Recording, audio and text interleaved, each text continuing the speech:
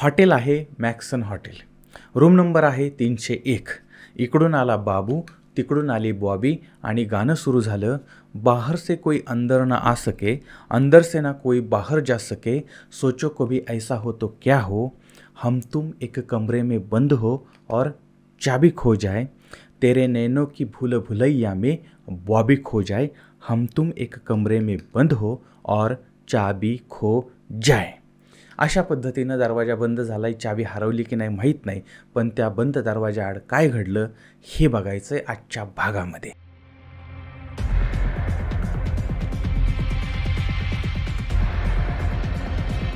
तारीख आहे 14 आणि 15 जानेवारी 2025च्या मधली रात्र आहे. ठिकाण आहे मध्य प्रदेश राज्यातील ग्वालियर जिल्हा. थाटीपूर पोलिसांना एका हॉटेलमधून एक फोन आला होता आणि मयूर मार्केट परिसरातील त्यांच्या हॉटेलमध्ये एका खोलीमध्ये एका तरुणाची तब्येत अचानकपणे बिघडलेली आहे आणि तो मूर्छित पडलेला आहे आणि त्याला दवाखान्यामध्ये नेण्यात आलेला आहे. त्याच्यासोबत एक तरुणी आहे. ही माहिती पोलिसांना मिळते आणि पोलीस मॅक्सन हॉटेलमध्ये पोहोचतात. तोपर्यंत आता एक तरुणी त्या हॉटेलमध्ये त्या तरुणी त्या हॉटेलमध्ये होते. त्यानंतर मग अचानकपणे त्या तरुणीच्या किंकाळण्याचा आवाज यायला लागला. त्यानंतर तरुण जो आहे तो खाली पडलेला होता आणि त्याचा श्वास वगैरे आता तो धडपड पडपड करत होता आणि त्यामुळे मग त्या तरुणीनं ॲम्ब्युलन्स बोलवलेली होती आणि तिला त्या तरुणाला रुग्णालयात नेलेलं होतं. आणि हे सगळं हॉटेल कर्मचारी जे आहेत त्यांनी घाबरत पोलिसांना सांगितलेलं होतं. आता ही माहिती मिळाल्यानंतर पोलीस जे आहेत ते सुद्धा रुग्णालयात पोहोचलेले होते. पण दुर्दैवाने ज्या तरुणाला रुग्णालयात आणलं होतं त्याचा मृत्यू झालेला होता. आता डॉक्टरांनी त्याला उपचारापूर्वी मृत घोषित केलेलं होतं आणि तरुणी त्याच ठिकाणी होती. तीही मोठ्याने म्हणजे हळूहळू का होईना पण ती रडत होती. आणि त्यानंतर मग पोलिसांनी ती मयत तरुणी कोण आहे, तरुण कोण आहे, त्याचा मृत्यू कसा झाला, ही हत्या तर नाही ना, कदाचित आता हा तरुण आणि तरुणी एकत्र आहेत याचा अर्थ यांचं काहीतरी जवळचे संबंध असण्याची शक्यता आहे आणि त्यांच्यामुळे अनेक प्रश्न उभे राहिलेले होते. आणि मयत तरुणाची ओळख पटवली होती. नाव होतं हिमांशू हितेशी आणि हा म्हणजे हॉटेलमध्ये त्यानं जे रजिस्टर वगैरे दिलं होतं, कागदपत्र म्हणजे रजिस्टरवर लिहिलं होतं, कागदपत्र दिली होती, त्याच्यावरून त्याचं नाव समोर आलेलं होतं. आता पोलिसांनी मग ह्या हिमांशूचा पत्ता वगैरे काढला होता आणि तो हिमांशू जो आहे तो उत्तर प्रदेश राज्यामधील लखनौमध्ये राहणारा होता.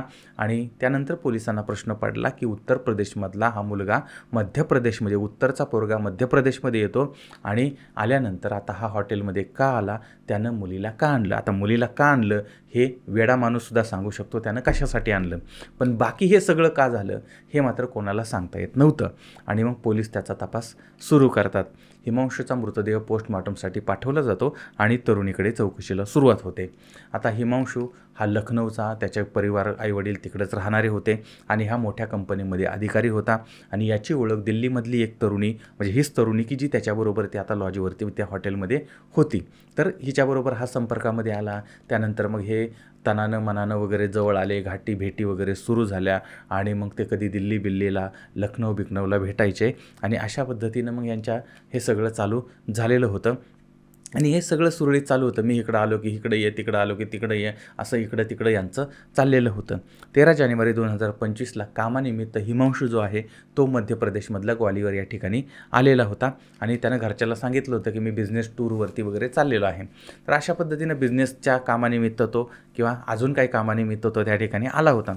आणि इथं आल्यानंतर मग मयूर मार्केट आहे त्या ठिकाणचं मॅक्सन हॉटेल आहे, त्या हॉटेलमध्ये तो राहिलेला होता. सोमवारी तो तिथं आला. त्यानंतर तो एकटाच थांबला होता. खोली नंबर मिळाली होती 301 आणि रात्रभर ते सोमवारची रात्र त्यानं एकट्यानं कशीबशी काढली. पण त्याच रात्री त्यानं मग त्या प्रेयसीला दिल्लीतल्या बॉबीला, तिचं नाव आता समोर आलेलं नाही म्हणून आपण बॉबी असं काल्पनिक नाव ठेवूया. आणि आत्ता जे गाणं आपण म्हणजे जे ऐकलं होतं हम तुम एक कमरे, मग त्याच्यामधल्या आपण नायिकेचं नाव बॉबी होतं, त्याच्यामुळे आपण हे नाव बॉबी ठेवूया. नाही तर आपलं ठरलेलं नाव असतं चंचल, पण हे बॉबी ठेवू आपण आता इथं. तर ती नेहमीप्रमाणे त्याला भेटायला तयार झाली. मग त्यानं सांगितलं होतं मी आलो आहे वगैरे. मग ती म्हटली मी पण येते. त्याच्यानंतर मग 14 जानेवारी 2025ला ही तरुणी त्या हिमांशूला भेटायला आलेली होती. संध्याकाळच्या वेळेस ती आली, रूम नंबर 103मध्ये घुसली. आतमध्ये घुसली तर अगोदरपासूनच हा बाबा जो आहे तो दारू पीत बसलेला होता. त्यानंतर सिगारेट वगैरे त्यांचं चाललेलं होतं. आता हा सगळा कार्यक्रम साधारणपणे रात्री 8-9 वाजेपर्यंत 9-10 वाजेपर्यंत काही चालला होता. त्याच्यानंतर मग गाणं सुरू होतं. नको परकेपणा मला तुमची म्हणा, घरच्या वाणी मला वागवा वागवा वागवा, रात्र धुंदीतही जागवा. आता हे गाणं जे आहे ते प्रत्यक्षामध्ये सादरीकरण तिथं सुरू झालेलं होतं आणि त्यासाठी अगोदरच या तरुणानं दारू घेतलेली होती, त्याच्यामध्ये सिगारेट ओढलेल्या होत्या आणि याच्यामध्येच त्यानं शक्तिवर्धक गोळ्या ज्या आहेत त्यासुद्धा घेतलेल्या होत्या. म्हणजे अशा पद्धतीनं सगळा खुराक त्यानं घेतला आणि रात्र धुंदीमध्ये जागवायचे याच्यासाठी हे सगळं चाललेलं होतं. पण काही वेळातच त्या तरुणाला अत्यंत विचित्र अस्वस्थ वाटायला लागलं. त्याचा स्वतःवरचा ताबा सुटला आणि त्याची तब्येत अचानक बिघडली. त्याला मळमळ व्हायला लागली, तळमळ व्हायला लागली, जीवाची तगमग व्हायला लागली होती आणि तो मंगळवारी रात्री 9 वाजता त्या रूमच्या बाहेर आला, लॉबीमध्ये आला. त्याला म्हणजे अत्यंत अस्वस्थ वाटत होतं. तरी त्यानं त्याच्यामध्ये सिगारेटी ओढल्या, तरी त्याची प्रकृती बिघडत चाललेली होती. त्याला काही समजत नव्हतं, उमजत नव्हतं आणि रात्री 11च्या आसपास त्याची प्रकृती अचानकपणे जास्त बिघडली. खोलीच्या आतबाहेर करत होता, प्रचंड अस्वस्थ होता आणि सारखा आत जा बाहेर जा, फडफड तडफड चालली होती. नंतर तो जमिनीवर पडला, त्याच्यामध्ये पण तो फडफड करायला लागला होता आणि ती तरुणी जी आहे ते हे सगळं बघून घाबरली होती. तिनं आरडाओरडा केला होता आणि काही काळाच्या आत तो बेशुद्ध पडला. तोपर्यंत ते बाकीची मंडळी त्या ठिकाणी हॉटेलचे वगैरे आलेले होते. आता हा म्हणजे बेशुद्ध पडला, हिने उठवण्याचा प्रयत्न केला, त्याची हालचाल पूर्ण बंद झालेली होती आणि मग स्टाफ वगैरे तिथं आला, ॲम्ब्युलन्स वगैरे बोलवण्यात आली आणि त्याला रुग्णालयात नेण्यात आलेलं होतं. आणि ही सगळी माहिती पोलिसांना या स्टाफनं वगैरे दिलेली होती आणि इकडं याचा उपचारापूर्वीच मृत्यू झालेला होता हेही डॉक्टरांनी घोषित केलेलं होतं. आणि त्याच्या मृत्यूचं कारण मद्यपान, त्यानंतर जे काही व्यसनं आहेत ती व्यसनं आणि त्यानंतरच्या त्या गोळ्या आहेत त्या सगळ्यांचा ओव्हरडोस झाला. कारण बऱ्याच वेळा की बाबा जास्त मौज मजा करण्यासाठी जास्त खाणं आणि जास्त गोळ्या घेणं आणि त्याच्यामध्ये मौज मजेच्या ऐवजी भलतंच काहीतरी समोर येतं. अशा पद्धतीनं म्हणजे अशा पद्धतीचा एक प्राथमिक अंदाज समोर आलेला होता आणि त्यांच्या खोलीमध्ये सुद्धा ह्याचे म्हणजे हे पॉवर वाढवणाऱ्या रॅपर वगैरे होते औषधांचे, तर ते पण पोलिसांनी ताब्यात घेतलेले होते. आता मृत जी मंडळी आहेत तर त्यांच्या नातेवाईकांच्या उपस्थितीमध्ये बॉडी पोस्टमॉर्टमला पाठवली आणि ती पोस्टमॉर्टम झाल्यानंतर घरच्यांच्या ताब्यात दिलेली होती. आता याच्यामध्ये नातेवाईकांनी कोणत्याही प्रकारे हत्येचा आरोप वगैरे केलेला नाही आणि मृत्यूचं नेमकं कारण आहे ते नंतर पोस्टमॉर्टममध्ये समोर येईलच, अजून काही वेगळं काही कारण असू शकेल तर. पण कारण बऱ्याच वेळा असं पण होतं की कदाचित मृत्यू दिसताना वेगळा दिसतो आणि असताना वेगळा असतो, त्याच्यामुळे कदाचित वेगळंही काय असण्याची शक्यता आहे. पण जे समोर आलं ते फक्त आता मी तुमच्यासमोर मांडलेलं आहे. पण डॉक्टरांनी सुद्धा हे मान्य केलं म्हणजे की ह्या ज्या गोळ्यांमुळे हे झालेलं असावं. तर आता अधिक तपास चाललेला आहे. पण या सगळ्यामध्ये जे काही कारण असेल त्याच्यामध्ये एका तरुणाचा मृत्यू झालेला आहे आणि याच्या अगोदरसुद्धा अनेक असे तरुण आहेत की जे अशा पद्धतीनं करायला गेले आणि त्याच्यानंतर त्याच्यामध्येच ते गेले, असं झालं. आता या सगळ्यातनं धडा काय मिळतो? लय मोठा धडा मिळतो याच्यामधून. एक तर शरीर, वातावरण आणि मन, म्हणजे मन, शरीर आणि वातावरण या 3 गोष्टी जर चांगल्या असतील तर अशा पद्धतीनं रात्र धुंदीमध्ये घालवण्यासाठी वगैरे शक्तिवर्धक गोळ्याची गरज नाही. दुसरी गोष्ट, दारू पिल्यानं शक्ती वाढते असं काही विचित्र प्राण्यांचा गैरसमज आहे, तर तो अत्यंत चुकीचा समज आहे. उलट दारू पिल्यामुळे दारू पिणाऱ्यांना सुरुवातीला त्यांना एकतर ते बिंदीमध्ये असतं त्यामुळे त्यांना ते बाकीच्या गोष्टी काही लक्षात येत नाहीत.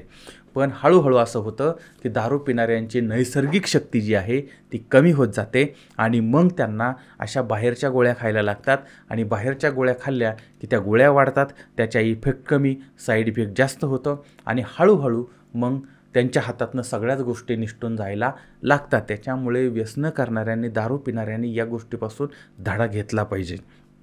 त्यानंतर मानवी लिंग आणि हृदय हे रक्तवाहिन्यांशी जोडलेलं असतं आणि त्यामुळे जर कोणी अशा पद्धतीच्या सप्लिमेंट घेत असेल तर त्याचा परिणाम सरळ त्याच्या शरीरावरती आणि शरीराचा राजा हृदयावरती होतो आणि त्यामुळे मग अशा अघटित घटना घडू शकतात आणि त्याच्यामुळे मग अशा गोष्टींपासून दूर राहणं, नैसर्गिक ज्या काही गोष्टी आहेत त्याचा वापर करणं आणि परस्पर विश्वास, परस्पर प्रेम आणि नैसर्गिक गोष्टी, नैसर्गिक खानपान, चांगल्या पद्धतीचं खानपान या सगळ्यातनं या प्रॉब्लेमवरती उपाय निघू शकतो. आणि एक जाता एक छोटीशी गोष्ट सांगून जातो, गोष्ट म्हणजे एक माहिती सांगून जातो की जवळजवळ साधारणपणे एक 40% जी पुरुष मंडळी आहेत, म्हणजे आता हे एक्झॅक्ट आकडा असा नाही पण 40%पर्यंतच्या मंडळींना काही ना काहीतरी अशा पद्धतीचे लैंगिक प्रॉब्लेम असतात किंवा त्यांच्यामध्ये काही, आता मला बोलता येत नाही त्या गोष्टी, पण त्यांना काहीतरी अडचणी येतात आणि त्याच्यामध्ये ते आजारी असतात किंवा त्यांना प्रॉब्लेम आहे